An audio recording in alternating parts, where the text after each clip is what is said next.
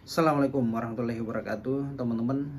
Apa kabar semua? Sehat selalu ya, amin. Nah, terima kasih masih tonton channel YouTube saya, Isram Lau, channel yang membahas tentang hal-hal yang berkaitan dengan hukum, membahas mengenai edukasi hukum, konsultasi hukum secara gratis ya, tanya jawab seputar masalah hukum. Nah, baik teman-teman, segmen kali ini saya mau bahas mengenai kerugian di bawah 2.500.000. Nah, apakah ini bisa ditahan atau tidak?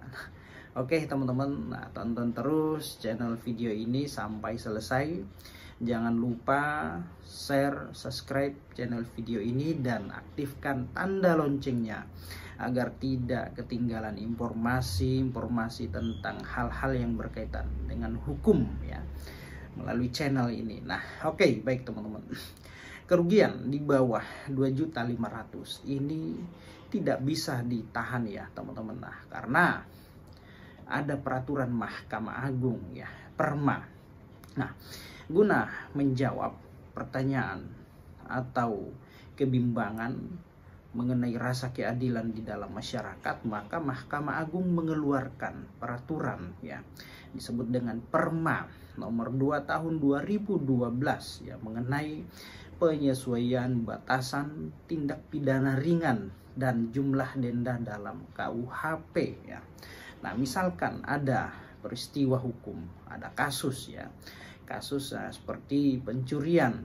Nah, pencurian di dalam perkebunan misalkan, mencuri sebuah kayu bakar, atau mungkin buah-buah sawit yang bijinya tercecer, mungkin dipungut oleh seorang petani atau siapapun itu.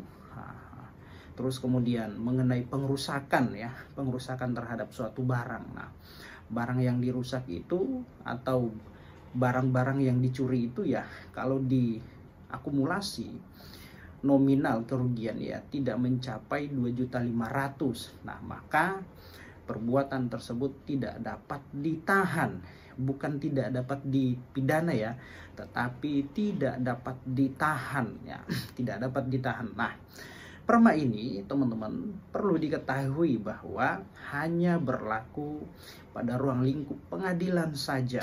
Maka tentu misalkan perkara itu sudah dilimpahkan dari penyidikan, kejaksaan, penuntutan, bahkan masuk di dalam ruang persidangan, maka hanya berlaku di internal atau ruang lingkup pengadilan saja. Maka tidak akan dilakukan penahanan terhadap orang yang diduga telah melakukan perbuatan, misalkan dijerat dengan pasal pencurian, pasal pengerusakan, namun barang-barang yang dicuri atau barang yang dirusak itu nominalnya di bawah 2.500.000. Nah, itu tidak bisa ditahan. Nah, kalau saja Mahkamah Agung tidak menahan pelaku-pelaku seperti yang saya sampaikan tadi, misalkan pencurian atau pengerusakan, nah, lalu pertanyaannya bagaimana terhadap penegak hukum lain seperti pihak kepolisian ataupun kejaksaan. Nah, seperti itu ya teman-teman ya.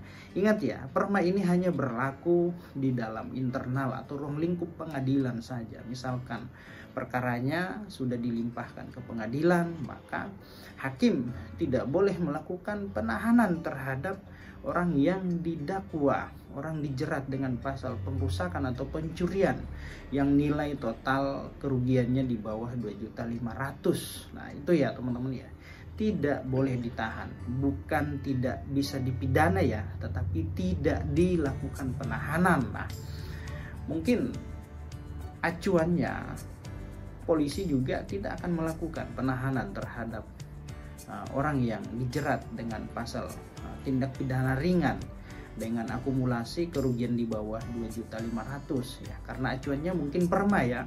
Percuma dilakukan penahanan di tingkat kepolisian, penyidikan, penuntutan, sementara di kejaksaan di ruang lingkup pengadilan aja tidak melakukan penahanan ya. Itu teman-teman ya. Jadi ingat ya, Perma ini hanya berlaku di dalam ruang lingkup atau internal pengadilan saja, wilayah Mahkamah Agung.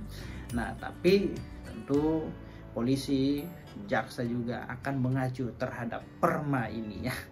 Oke teman-teman, demikian apa yang saya sampaikan ini, semoga bermanfaat.